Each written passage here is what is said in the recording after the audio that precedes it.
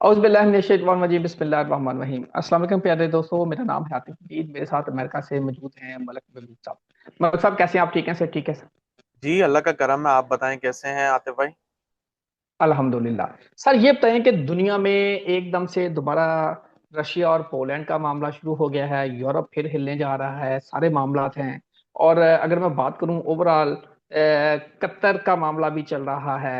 ये फ्लड भी है, फ्लड और ये सितारों के हवाले से बताएं, ये किस तरफ आपको चीजें जाती नजर आ रही देखिए, अगर मैं सबसे पहले फ्लड की बात करूं तो ये फ्लड का सीजन ऑलमोस्ट 21 सितंबर के बाद से खत्म होना शुरू हो जाएगा। इनफैक्ट आपको 15-16 तारीख से 19-20 का फर्क आना शुरू महसूस होना शुरू हो जाएगा। लेकिन मुकम्मल तौर पे फ्लड से आपको आजादी नहीं मिलेगी, ये बात याद रखिएगा। उसकी वजह यह है, सैटर्न इस साइन में 2.5 साल रहेगा। तो आगे पीछे कभी ना कभी आपको पानी से रिलेटेड न्यूज मिलने वाली है। जो भी हो, कभी किल्लत होगी, कभी पानी इतना बढ़ जाएगा कि हमें संभालना मुश्किल हो जाएगा। तो इन शॉर्ट कहने का मकसद ये है कि फॉर द टाइम बिंग हमें पानी से उलझना पड़ेगा। और पानी हमें बहुत ज्यादा डिस्टरबेंस बनाता हुआ दिखेगा। पानी क्यों है? पानी इसलिए, सैटर्न इस साइन के अंदर रेट्रोग्रेड है। नवंबर तक ये चीजें बहुत ज्यादा शिद्दत में रहेंगी। उसके बाद पानी का जो फ्लो है या पानी से रिलेटेड मसाइल है, उसमें कमी आएगी। इसके अलावा अगर आप मुझसे ये पूछते हैं कि पाकिस्तान में कब बेहतरी आएगी, तो मैंने आपको बताया 21 सितंबर के बाद से ये जितने भी बारिशों के स्पेल हैं, इसमें कमी आती हुई आपको महसूस होगी। अगली बात आपने जो पूछी है, फिर से जंगें क्यों शुरू हो गई हैं। मेरे आपके साथ बहुत कम वीलॉग होते हैं, और आतिफ भाई आपको याद होगा जो लास्ट वीलॉग में मैंने बात की थी, जुलाई के अंदर लगभग तकरीबन जुलाई में मैंने आपको बोला था कि अगस्त का महीना जंगों के लिहाज से खामोश रहेगा। अलबत्ता कुदरती आफात आपको बहुत ज्यादा बढ़ती हुई दिखेंगी। और आपने देखा है अगस्त में कुदरती आफात ने बहुत ज्यादा तबाही मचाई है पाकिस्तान में। इनफैक्ट पूरी दुनिया में बहुत सी जगहों पर आया है। अब जैसे चाइना के अंदर भी बहुत तबाही मची है, लेकिन चाइना का जो मीडिया है वो इतना रिस्ट्रिक्टेड है कि वहां से कोई आवाज बाहर नहीं आती कि वहां अंदर क्या चल रहा है। इसके अलावा थाईलैंड देखें, इंडोनेशिया देखें, बहुत से अलग अलग रीजन्स में जिनका हमें पता भी नहीं है, वहां पे भी कुदरती आफात बहुत बढ़कर आई हैं। रीजन सिर्फ यही था कि सैटर्न रेट्रोग्रेड था, सन उसको सपोर्ट कर रहा था। जुपिटर और राहु एक ट्राइन में थे, जिसकी वजह से इन चीजों में मजीद जो है इजाफा हुआ। बादल का फटना और कुदरती आफात जैसे जलजले वगैरह, ये भी जुपिटर राहु के ट्राइन की वजह से हुए हैं। सैटर्न राहु कॉम्बिनेशन से हुए हैं। तो ये चीजों में अभी कमी आना शुरू हो जाएगी। लेकिन ऑन द सेम साइड जंगें आपको मजीद बढ़ती हुई दिखेंगी। हम जंगों के सीजन में वापस आ चुके हैं। मैंने आपको बहुत सी दफाओं में बताया है कि हम जंगों के सीजन में वापस सितंबर से स्टार्ट होंगे। और ये यूं समझे, सितंबर से मार्च, अगले 6 महीने आपको जंगों की आवाजें दुनिया के हर कोने से आएंगी। कभी इधर हो रहा है, कभी यूरोप में हो रहा है, कभी इसराइल ईरान भी सामने आएगा, फिर आपको इसराइल कतर आप ऑलरेडी एक्टिवेट हो गया है। तो इन शॉर्ट कहने का मकसद ये है कि कॉन्फ्लिक्ट्स, लोगों में भी कॉन्फ्लिक्ट बढ़ेंगे। मजहब की वजह से इश्यूज आपके सामने बहुत ज्यादा आएंगे। इसके अलावा बीमारियां, इसके ऊपर बहुत तवज्जो दी जाए। जैसे मैंने बताया 21 सितंबर के बाद बारिशों का सिलसिला या पानी के अंदर जो मसले मसाइल हैं, वो खत्म तो जरूर हो जाएंगे। ये जो पानी इतना ओवरफ्लो हो रहा है उसमें कमी आ जाएगी। लेकिन बीमारियां मैं अभी से बता रहा हूं, और ये ऐसी बीमारियां होंगी खुदा ना खास्ता जिनका इलाज अभी दरियाफ्त नहीं हुआ। तो इसमें इंसानों को, जितनी भी दुनिया में लोग हैं, उनके लिए मसले मसाइल आपको बढ़ते हुए दिखेंगे, स्पेसिफिकली पाकिस्तान में। अच्छा सर, आप बात करें 22 की, 22 के बाद ऐसी बीमारियां आप कह रहे हैं फैलने जा रही हैं जो लाइलाज होंगी, ये पूरी दुनिया में होंगी, स्पेसिफिक रीजन में होंगी, या फ्लड के एरियाज में होंगी? ये साउथ एशिया में सबसे पहले फैलेंगे। उसके बाद ये बीमारियां आहिस्ता आहिस्ता डिफरेंट रीजन में आएंगी। जैसे चाइना हो गया आपका, इंडिया, पाकिस्तान, इंडोनेशिया, नेपाल, बांग्लादेश, इन एरिया में ज्यादा ये फैलेंगी इनिशियल लेवल पे।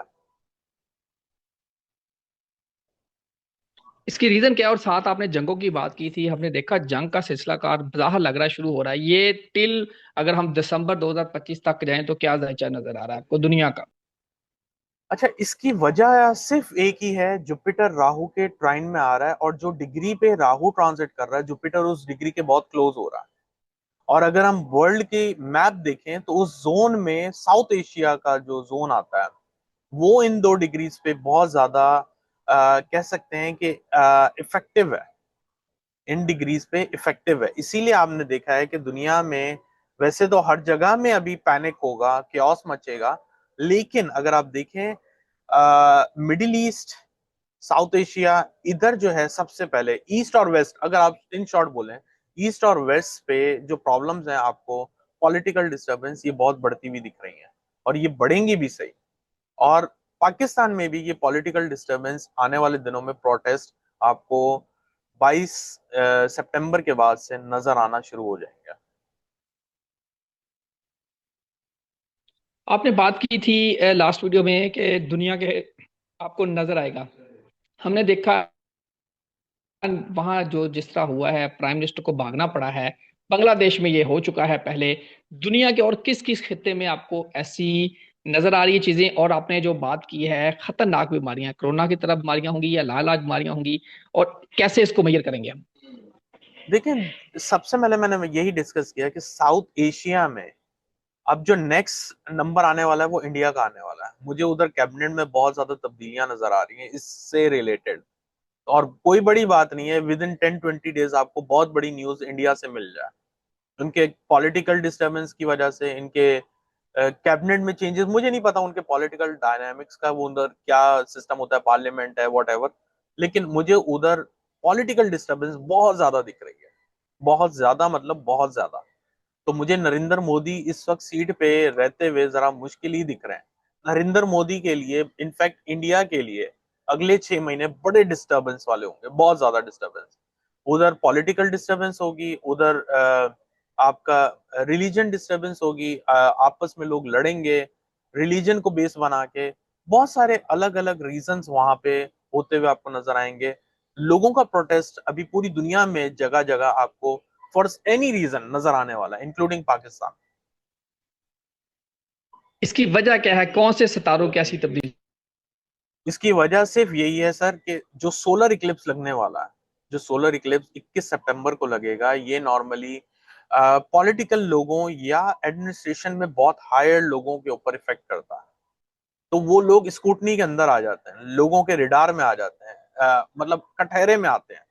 लोग उनसे आवाम आवाम जो है सवालात करना शुरू कर देती है। इसकी वजह से ये जो होता है डिस्टरबेंस शुरू हो जाती है। अभी देखें, जैसे एग्जांपल के तौर पे नेपाल में भी लोगों की वजह से, यूथ की वजह से, चले मान लिया, लेकिन है तो लोग ही, लोगों की वजह से नेपाल में भी एक ये पॉलिटिकल डाउनफॉल आया है। इसी तरह से इंडिया में भी मैं एक्सपेक्ट कर रहा हूँ। मैं नहीं कहता हूँ कि वहां प्रोटेस्ट होंगे, लेकिन फॉर सम रीजन, क्योंकि एस्ट्रोलॉजी के साइंस को आपने समझना होता है। वो आपको ये नहीं लिख के नहीं बताता कि यहाँ पे ये होने वाला है, वहां पे ये होने वाला है, वो आपको साइन देता है। तो जितनी आपकी साइन के ऊपर ग्रिप है उतनी आप उस चीज को पकड़ सकते हैं। ये एक्सपीरियंस का काम है। मोदी जी आपको जाते नजर आ रहे हैं? जी बिल्कुल, मोदी जी मुझे जो है ना सीट पे नजर नहीं आ रहा है। मोदी जी के लिए बहुत टफ टाइम है। देखिए, कैलकुलेशन एक डिफरेंट अमल है, और अल्लाह ताला की जात सब चीजों के ऊपर कादिर है। तो कैलकुलेशन गलत होती है तो हम लोग समझते हैं कि हाँ हम इंसान हैं। अगर कैलकुलेशन एक्यूरेट होना शुरू हो जाए ना, तो ये भी बहुत बड़ा जो है मुनाफकत शुरू हो जाती है। तो कैलकुलेशन गलत होनी चाहिए, लेकिन कैलकुलेशन के हिसाब से मोदी जी मुझे सीट पे नहीं दिख रहा है। बिल्कुल ठीक है। पैगाम कैसे? पैगाम यही है, ये जो टाइम है जो हमारा यहाँ से स्टार्ट हुआ है 7 सितंबर से 21 सितंबर का टाइम, इसमें आपको लोग आपस में झगड़ते हुए, इमोशनल डिस्टरबेंस के अंदर, एक दूसरे के आर्ग्यूमेंट के अंदर, रिश्तों में तनाव बहुत बढ़ेगा। इसलिए कोशिश करें जो भी मामला आता है उसको होल्ड ऑफ कर दें थोड़ी देर के लिए। थोड़ी देर के लिए मतलब 22 तारीख के बाद से अगर आपको उस चीज के अंदर जाना है तो फिर आप जाएं।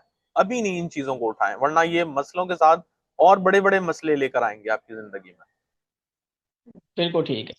नाजरीन, आपने बातें सुनी मलक साहब की। यकीनी तौर पे ये प्रिडिक्शन आपके सामने आती है। जो लास्ट प्रिडिक्शन थी जंगों के हवाले से मलक साहब की, वो भी आपके सामने है। आपने देखा किस तरह वहाँ मालदीव में हुआ, किस तरह ये इसराइल वाला मामला हुआ, किस तरह ये पोलैंड और रशिया वाला मामला फिर ये खड़ा हो गया है। अल्लाह करे पूरी दुनिया में अमन आए। अल्लाह करे यहाँ कोई बीमारियां ना हो, सब अमन से रहें। अल्लाह ताला आप आमीन। सबका हामी नासर हो, आतम जीवन में सबको दीजिए जात। अल्लाह हाफिज़। पाकिस्तान जिंदाबाद। जिंदाबाद।